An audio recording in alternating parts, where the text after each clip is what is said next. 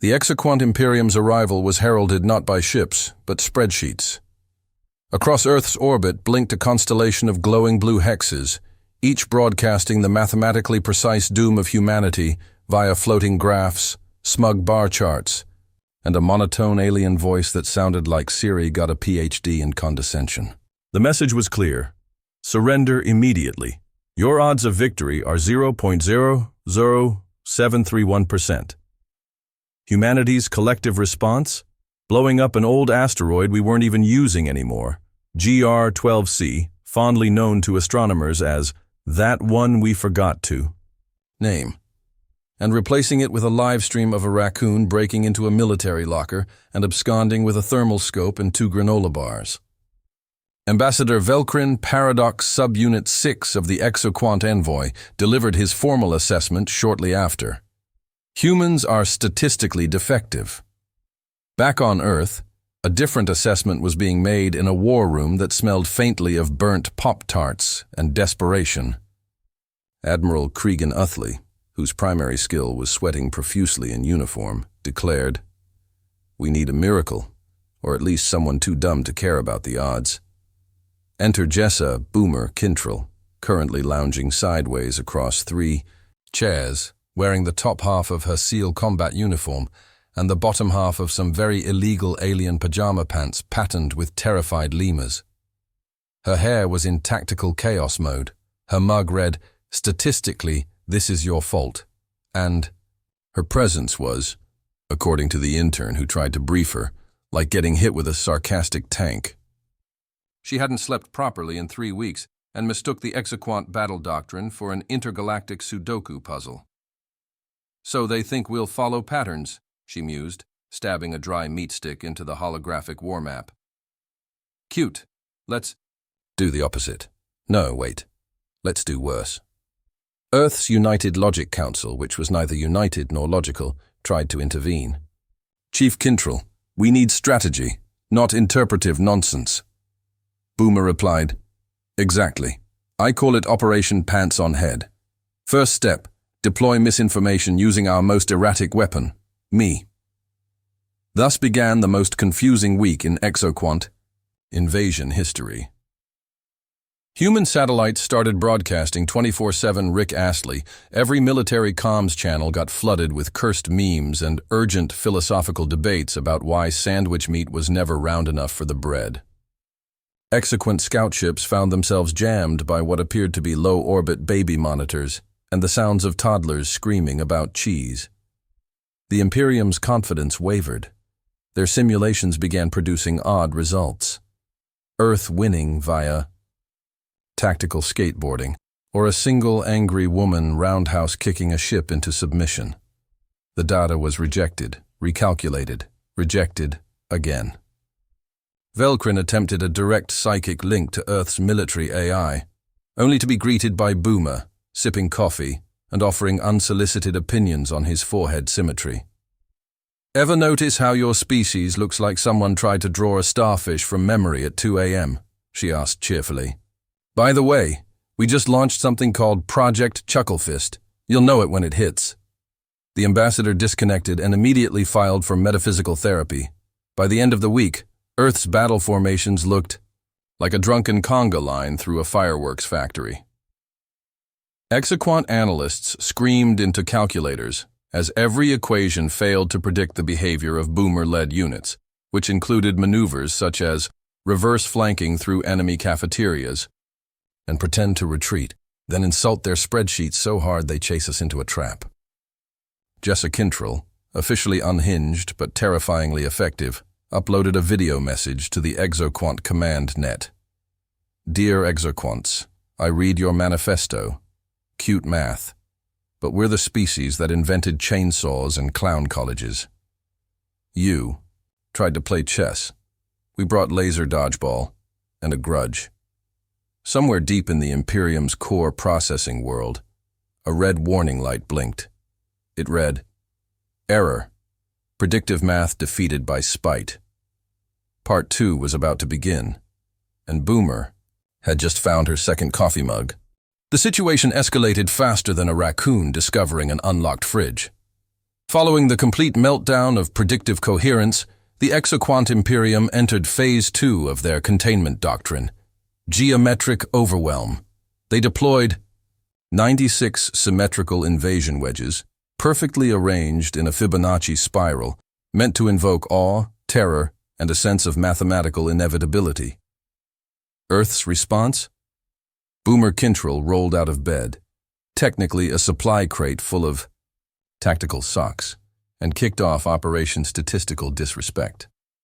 She arrived at Earth's orbital command deck still wearing the same alien pajama bottoms, a seal hoodie with the words, "Chaos is a ladder and I grease the rungs," and her third coffee in what the med team quietly called the zone of cardiac litigation.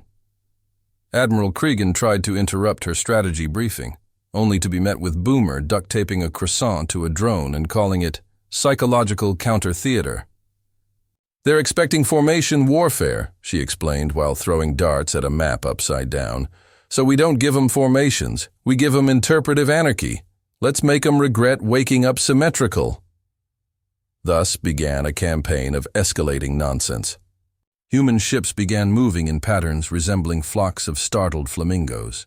Pilots trained in ballet were promoted. Exoquant tracking algorithms reported that Earth's destroyers were engaging in chaotic corkscrewing. The Exoquant High Factorial, Dr. Trismic Flan, attempted a recalculation and declared with no emotion but considerable twitching that Earth's current tactical probability was non-linear gibberish wrapped in a tactical farce. Meanwhile, Boomer began issuing command orders in rhymes. Entire space stations turned into mobile decoys emitting whale mating calls on alien comm frequencies. A ground team led by a drunk platoon named Team BBQ Sauce deployed inflatable tanks covered in googly eyes. Exoquant battlefield commanders began experiencing a phenomena previously unheard of in their race: doubt. During a high-priority intercept mission, an Exoquant cruiser was disabled after colliding with a fake cargo ship that exploded into glitter and played the Macarena at 240 decibels. The captain of that ship was reportedly still screaming. In the middle of it all, Boomer infiltrated a key Exoquant relay hub disguised as a pizza delivery ambassador, complete with a fake mustache and an interstellar gluten permit. Her logic? If it looks dumb, it won't get scanned. She planted 12 signal loop disruptors and a hologram projector that looped her singing off-key to Bohemian Rhapsody while juggling tasers. The result? Exoquant communications collapsed into static, bird calls, and one deeply disturbing recording of Boomer whispering, "You forgot to carry the one." By the time she returned to command, chewing something unidentifiable and possibly alive, Earth's generals were in full panic. While she was uploading her fourth strategy tier, Operation Huh? The United Logic Council tried to issue countermanding orders, but Boomer had already locked them out by rerouting authority through her tactical thermos, which she claimed had more personality anyway. As the Exoquant main fleet approached Earth, they found themselves facing a defense net that made no sense even by galactic madman standards. Boomer had replaced predictive targeting nodes with bubble machines and hacked Exoquant sensor arrays to overlay Earth's orbital imagery, with animated cats holding knives. When the High Factorial demanded a direct update on Earth's military position, the only reply was a grainy transmission of Boomer, surrounded by broken calculators, grinning wildly as she shouted, "Surprise algebra, nerds!" and activated a new countermeasure, Project Chucklefist. Dozens of orbital pods began to emit randomized chaos frequencies, causing local gravitational drift, radar hallucinations, and spontaneous weapon misfires.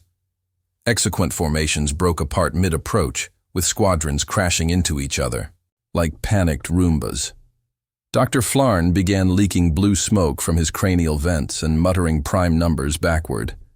Somewhere in the chaos, Boomer stood aboard a jury-rigged battleship with fuzzy dice hanging from the command console, sipping a lukewarm energy drink and muttering, "Yeah, we're cooking with nonsense now."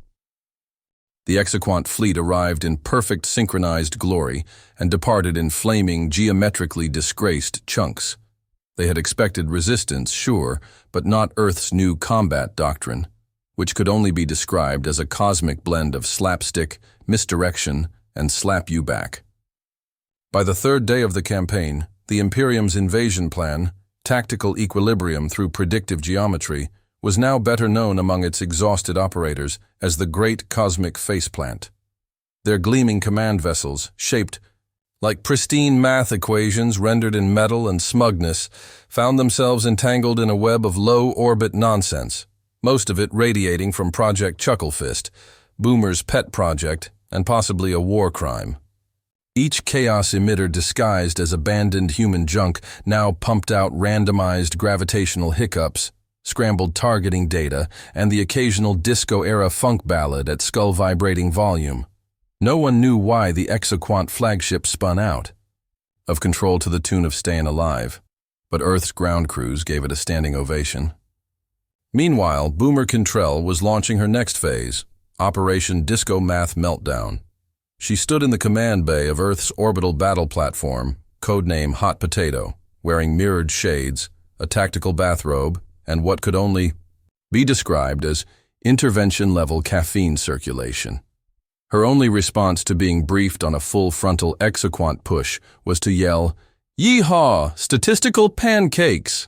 and slam the override to initiate zero-logic defense protocols. Within hours, the battlefield was a cosmic fever dream. Human frigates drifted sideways while broadcasting old modem noises and animal facts. Ground artillery installations began deploying inflatable decoys shaped like celebrity chefs. One rogue pilot reportedly painted his ship like a banana and successfully tricked an Exoquant cruiser into surrendering, claiming the potassium levels were off the charts. All the while, Boomer coordinated from her high-orbit throne of coffee, wires, and questionable snack wrappers, her war map looking more like a toddler's crayon tantrum than a strategy display. Back in the Exoquant command hierarchy, Dr. Trismic Flarn was rapidly approaching existential meltdown. His predictive algorithms had now entered full glitch spiral. Models began forecasting that Earth's victory odds were rising, 2.41%, then 3.8%, then 9.7%, and then began spitting out emojis and apologizing. Trismic stared at his trembling factorial processor and whispered, "The math is laughing at me." That was around the time Earth deployed the unthinkable.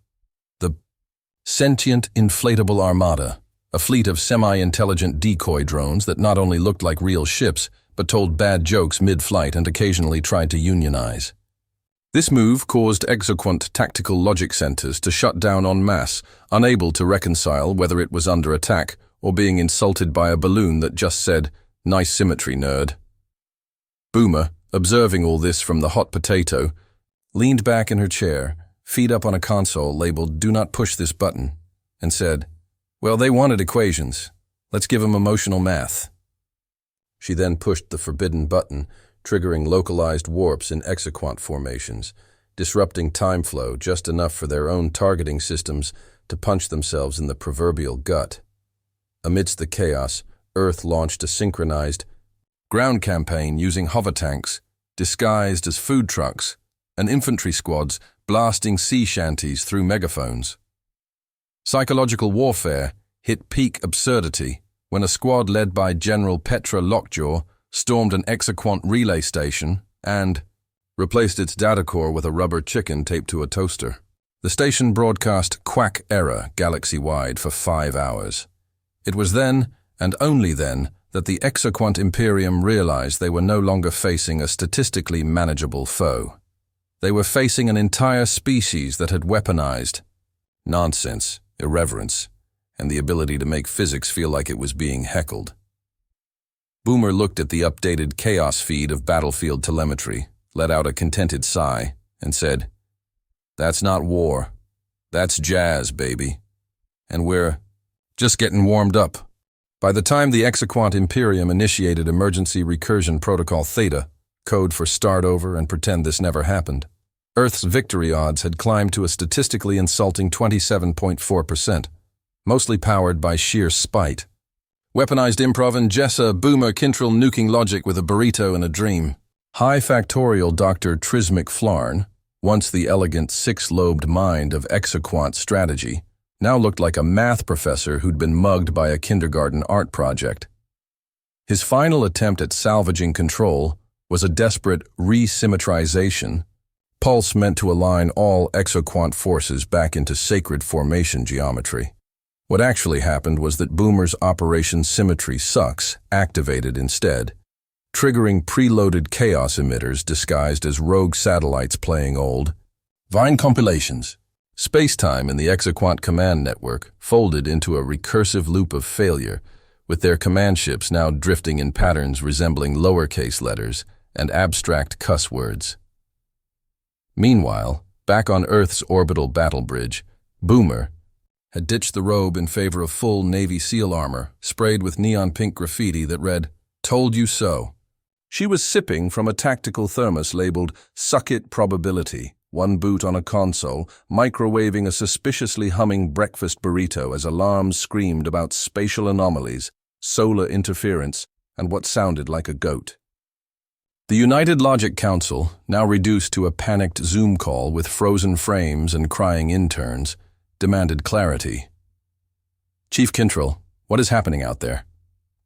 She stared at the chaotic mess of exoquant ships colliding like drunk triangles, and shrugged. "I think their math had a nervous breakdown. I just gave it a nudge." Earth's remaining fleet, now led by giggling human pilots who had renamed themselves things like Admiral Yeet and Captain Crunchwrap, began performing unprovoked kamikaze stunts, plunging through exoquant shields while blasting sea shanties, pirate chants, and live footage of capybaras wearing tiny tactical helmets. It worked. Exoquant coherence disintegrated like wet origami.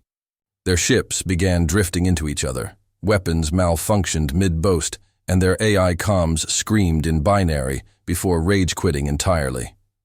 When a human destroyer named Spicy Meatball managed to spin drift through the exoquant high command cruiser while broadcasting a slowed-down cover of Baby Shark, even Flarn accepted that statistical modeling had met its match. He opened a subspace channel labeled Diplomatic Emergency for the first time in exoquant history. Earth accepted the call. Boomer took it from a beach chair on the bridge of Hot Potato, sunglasses down, tactical vest half unzipped, half of her burrito still in hand. Flarn appeared on screen looking like a sad geometric ghost and said, "We request cessation of hostilities." Boomer wiped her fingers on a nearby document and handed it to a passing drone. "Cool. Here's our treaty. It's written on a napkin. Hope that's legally binding in calculator land."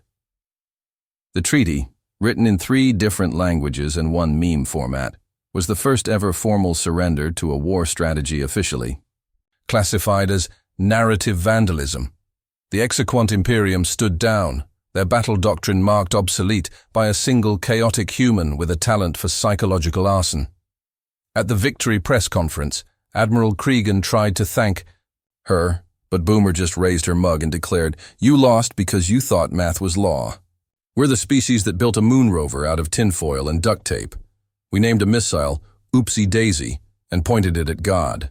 Next time, factor in pettiness. It's humanity's only infinite resource." And with that, she kicked back, in her chair, humming "Never Gonna Give You Up" as the exoquant fleet slowly withdrew into the void, clutching their dignity like it had been through a blender full of glitter and regret.